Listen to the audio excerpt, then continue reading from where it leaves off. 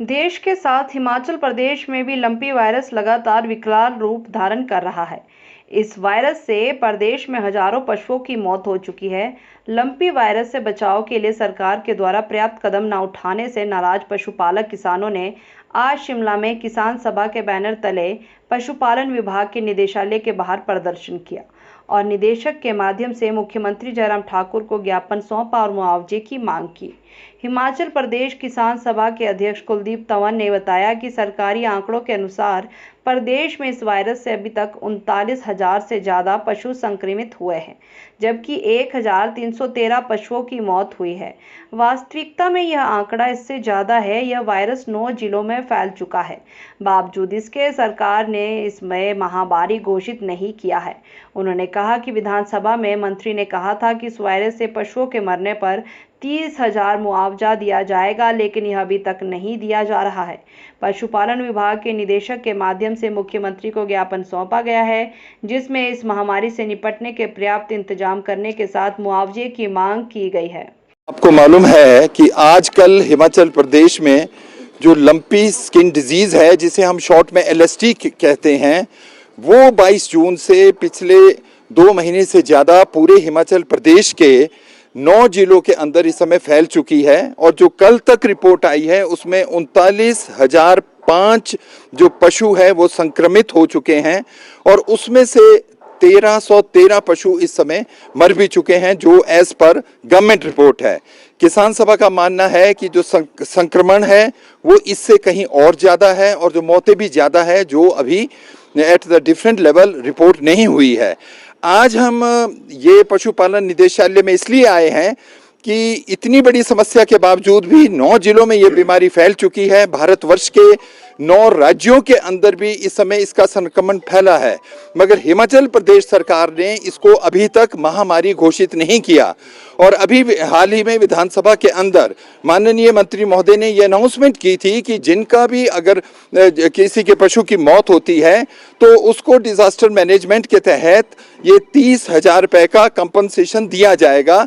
पर उसके बारे में जो पिछले कल तक की हमारे पास रिपोर्ट है उसमें कोई भी अभी तक किसी को कोई मुआवजा नहीं मिला। इसकी कोई नोटिफिकेशंस, नॉर्म्स तय नहीं हुए। सबसे पहला मुद्दा ये है।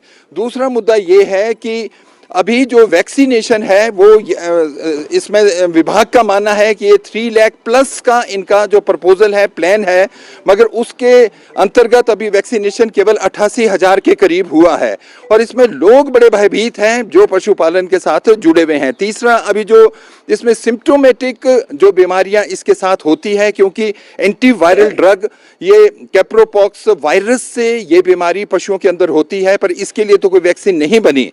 पर जो गोट पॉक्स के लिए जो वैक्सीन है उसका इस्तेमाल हो रहा है, मगर इसमें जो अन्य किस्म के जो लक्षण आते हैं उसे निपटने के लिए जो ये दवाइयां होती है, एंटीबायोटिक्स होते हैं, इंजेक्शंस हैं, वो पर्याप्त मात्रा में नहीं है।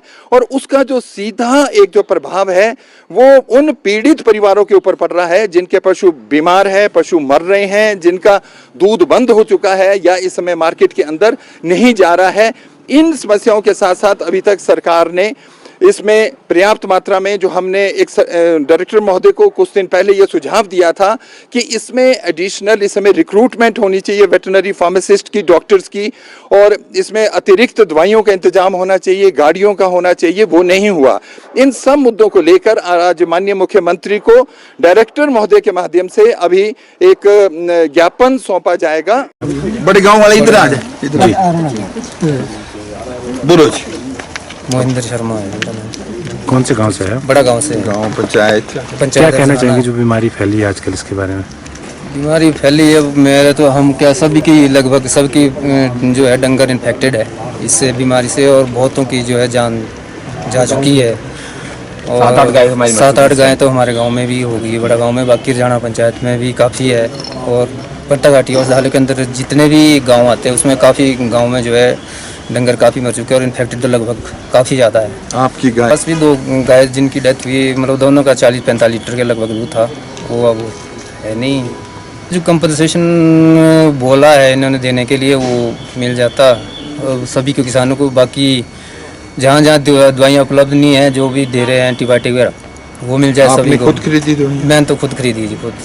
मेरा नाम खेमचंद कश्यप। मैं घेड़ी पंचायत से हूँ, बसंतपुर ब्लॉक से।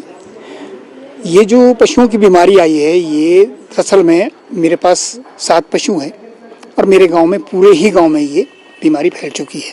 हमें इस चीज़ का पता नहीं था, सुनते थे कि भाई कोई लंपी रोग आया है, कोई चर्म रोग आया है, परंतु जब हमारे पास डॉक्टर की टीम आई है, वो आए थे कि भाई हमने इसके सुरक्षा का जो वैक्सीन लगाना है।